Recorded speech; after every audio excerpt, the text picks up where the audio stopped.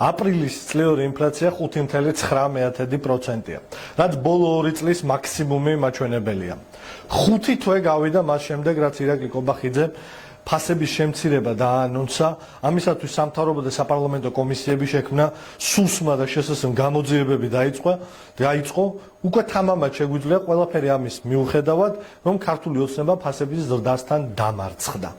საქსტატის მონაცემებით საქართველოში სასურსათო პროდუქცია მკვეთრად გაძვირდა, კერძოდ შემდეგი რიცხვები გვაქვს. თევზეული გაძვირებულია 21.3%-ით, ხილი გაძვირებულია 11.8%-ით, ხორცი და ხორცპროდუქტები გაძვირებულია 10%-ით. ბოსტნეული 9.3%-ით, პური და პურპროდუქტები 7.7%, შაქარი და სხვა ტკბილეული 7.3%, რძე, ყველი და კვერცხი 4.5%. გაიზარდა კომუნალური გადასახადებით, მოგეხსენებათ, რომ 1 აპრილიდან ძალაში შევიდა ელექტროენერგიის ახალი ტარიფი, რომელიც გაზრდილია 30%-ით წინა პერიოდთან შედარებით. ფასების ზრდასთან ერთად ქართული ოცნება ჯარიმებსა და საჯარო სერვისების ფასებსაც ზრდის, რაც არავითარ კავშირში არ არის არავითარ ნედლეულის გაძვირებასთან და გლობალურ ცვლილებებთან. კონკრეტულად ქართულმა ოცნებამ საქართველოს მოქალაქეებს გაუძვირა ცხოვრება თან კატასტროფულად. სულ რამოდენიმე მონაცემი. 50-დან 100-მდე გაიზარდა სანქცია სიჩქარის გადაჭარბებასთან დაკავშირებით. 50-დან 75-მდე გაიზარდა ქორწინების რეგისტრაცია საქართველოში, ქვეყანაში, სადაც დემოგრაფიული კრიზისია. 100-დან 150-მდე გაიზარდა პასპორტის აღება. 30-დან 60-მდე გაიზარდა პირადობის აღება, 55-დან 150-მდე გაიზარდა ქონების რეგისტრაცია და 70-დან 200-მდე გაიზარდა ავტომობილების რეგისტრაცია. თითქოს ამ გაჭირვებულ ქვეყანაში ერთ მანქანას ან ერთ ბინას თუ ფლობ, ქართული ოცნებისთვის უკვე მილიონერი ხარ.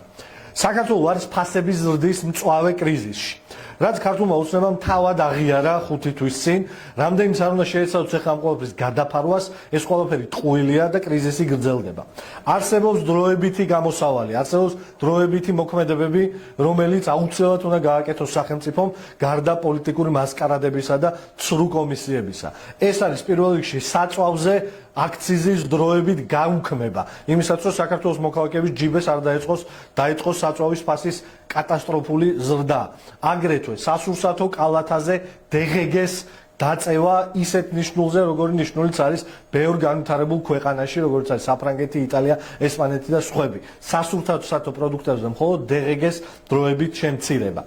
ეს იმოქმედებს დროებითად და საქართველოს მოქალაქეებს შეუმსუბუქებს ცხოვრებას. მაგრამ აქვე უნდა ითქვას, რომ გრძელვადიანად ამ პრობლემის გადაჭრის გზა არ არსებობს გარდა მილიარდობით დოლარის პირდაპირი ინვესტიციისა უცხოეთიდან ამ ქვეყანაში ფული უნდა ჩაისხას. ამ ფულის გარეშე შეუძლებელია, რომ გრძელვადიანად ხელფასები დაეწიონ ფასებს და სახელფასო ჩამორჩენა არ იყოს ეკონომიკურ განვითარებასთან. ის რაც დღეს სახეზე არის. ფასები იზრდება, სახელფასო სტაგნაცია გვაქვს და ადამიანებს უეზრდებათ და ეზრდებათ თუნდაც სასურსათო რესურსების წვლილი მათ ყოველთვიურ შემოსავალში.